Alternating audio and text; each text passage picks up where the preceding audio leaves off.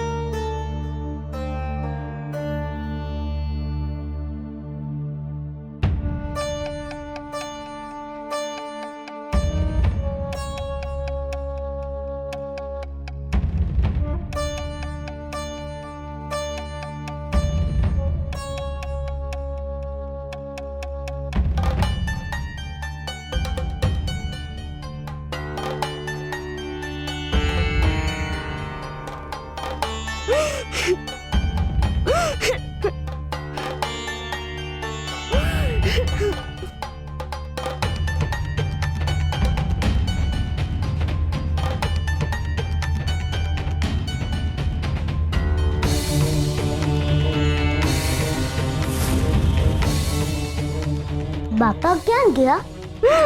ગોરા હાય વો શું થયું સુરા?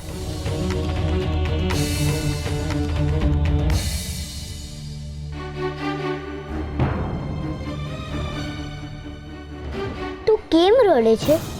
ને તે આ માટલું હું કેમ તોડી નાખ્યું? મહેનત તોડ્યું. હું અહીંયા આવ્યો તો આ માટલું પહેલાથી તૂટેલું જ હતું. તો પછી આ માટલું કોને તોડ્યું હશે? મને શું ખબર. હવે શું કરીશું? મેં તો કેટલી મહેનતથી બનાવ્યું હતું ને કોઈ આ તોડી નાખ્યું. કઈ વાંધો નહીં ભાઈ, તું રડમાં. ભૂલમાં કોઈનાથી રાત્રે માટલું ફૂટી ગયું હશે. આપણે બીજું માટલું બનાવી દઈશું ને. અરે ફરીથી કેમનું બનાવીશું? આ ચાકડો તો કેટલો કડક છે અને મારા હાથે બહુ દુખે છે. પણ હવે તારે ચાકડો ન હલાવવાનો, એ તો હું હલાવી લઈશ. તારે છે ને ખાલી માટલું બનાવવાનું છે.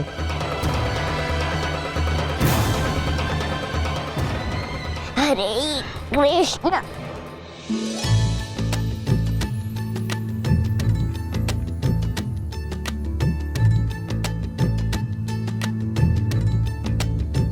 સુરા જો આ ચાકડો કેવો ફરે છે? પણ કાલે તો ચાકડો બહુ કડક હતો, તો આજે કેમ ફટાફટ ચાલે છે? મને ખબર છે ભાઈબંધ, તમે જ કંઈક કર્યું છે. હરે કૃષ્ણ. જેઠાલ સુરા. હા.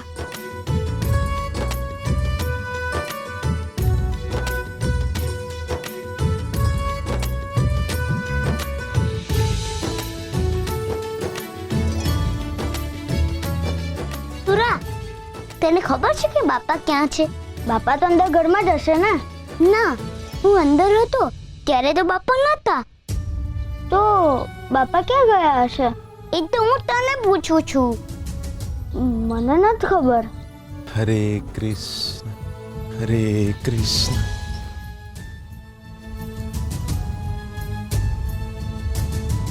ગોરા, બાપા બહુ દિવસ પછી બહાર ગયા નહીં? હા. મને લાગે છે કે બાપા હવે પહેલા જેવા થઈ ગયા, એટલે એ હવે આપણને માટલા ઘડવામાં મદદ કરશે. હા, તેમને પૂછતો.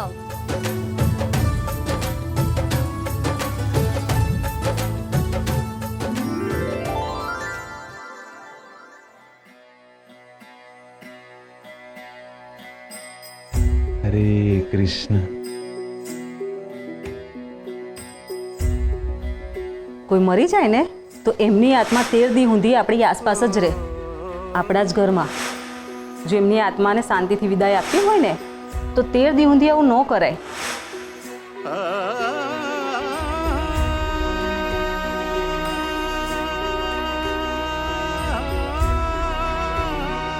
પ્રભુ, તમે તો જાણો છો ને, હું રહ્યો હાવ ભોળો માણા.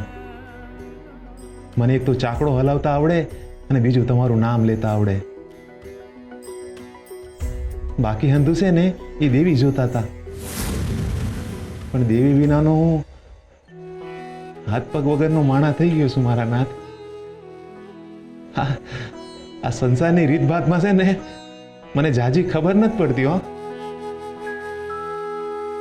મારી જે કાંઈ ભૂલો હોય ને મારું ભોળ પણ સમજીને માફ કરી દેજે મારા નાથ.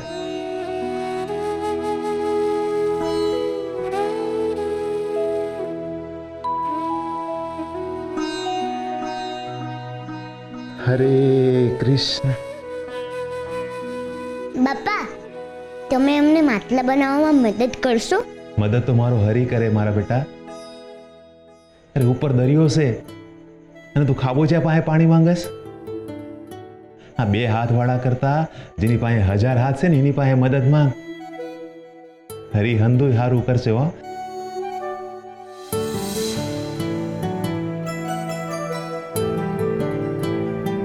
હરે કૃષ્ણ હરે કૃષ્ણ. બાપા તો હજુ એવો ને એવો જ છે. ગોરા ગોરા ઝટ મારો ગોરા. હા આવ્યો. શું થયું ભાઈ? ગોરા આજો. હવે આજો. માટલું ઘડાઈ ગયું? હા જો ગોરા, અને આ ચાકડો જો કેટલો ફટાફટ ફરે છે, સરળ ગાડાની જેમ. એટલે હવે માટલા પણ ફટાફટ તૈયાર થશે. એટલે હવે માનું 13મું પણ બહુ સારી રીતે ઉજવાશે. હા, ને આપણે માને બહુ સારી રીતે વિદાય આપીશું. હા, બોલો કૃષ્ણ કનૈયા લાલની જય.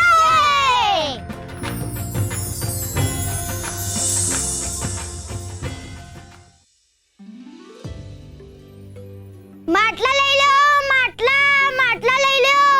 ઠંડુ પાણી રહેવા માટલા લઈ લો. ભગવાન અમે દીવો કરવા તું કોડિયા લઈ લો. એ માટલા લઈ લો, કોડિયા લઈ લો. ઠંડુ પાણી રહેવા માટલા લઈ લો. ભીખુબા, આજે આ ભગતના બદલે શુરા માટલા વેચવા બેઠો છે? ભગવાન અમે દીવા કરવા તું કોડિયા લઈ લો. ભાઈ, ભગતને હજુ ક્યાં કળ વળી છે?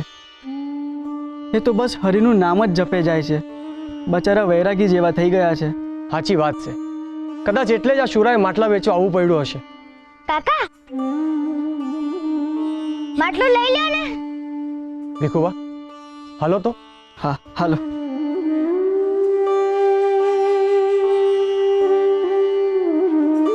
શુરા બેટા, આ માટલા તે બનાવ્યા છે? હા કાકા, જો કેવા સરસ મજાના માટલા છે. બોલો કાકા, કેટલા માટલા આપું? પણ બેટા, દેવીને હજુ 13મુંય નથી થયું અને તું માટલા વેચવા નીકળી આવ્યો. હું કરું કાકા, મારા 13મા હાટું તો માટલા વેચું છું.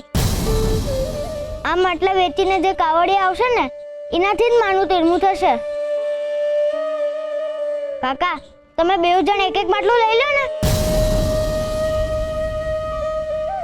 કાકા જો કેવા સરસ મજાના માટલા છે. કાકા આ માટલા જુઓ ને, આ માટલામાં પાણી એકદમ ઠંડુ રહેશે અને ફૂટશે તો કોઈ દી નહીં. કાકા આ બધા માટલા ફરાથી ચકાસેલા માટલા છે. હા, સાચી વાત છે બેટા. ભગતની માટીના માટલાનું તો કેવું જ ન પડે. પણ બેટા, મેં 3 દી પહેલા જ માટલા લઈ લીધા, મારે ન જ જોઈતા. બોગળ કાકા તમે તો માટલું લઈ લ્યો. શુરા બેટા, મારે માટલાની જરૂર નથી. હારું કાકા.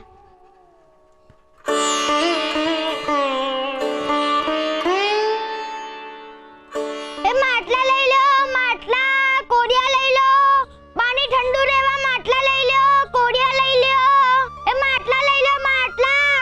ભીખુબા, કેવી કરુણતા છે આ. જે ભગતે પોતાની આખી જિંદગી હરિભજનમાં ખર્ચી નાખી, એની પાસે પોતાની પત્નીના 13મા હાટુ એ કાવડિયા નથી.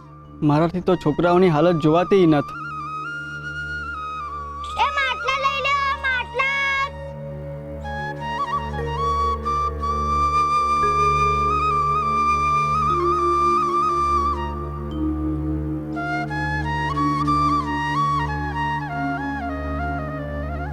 શુરા બેટા, લે આ કાવડિયા. આભાર કાકા, તમારા કાવડિયાથી મારા 13માની મદદ થશે ને તમને બહુ પુણ્ય મળશે.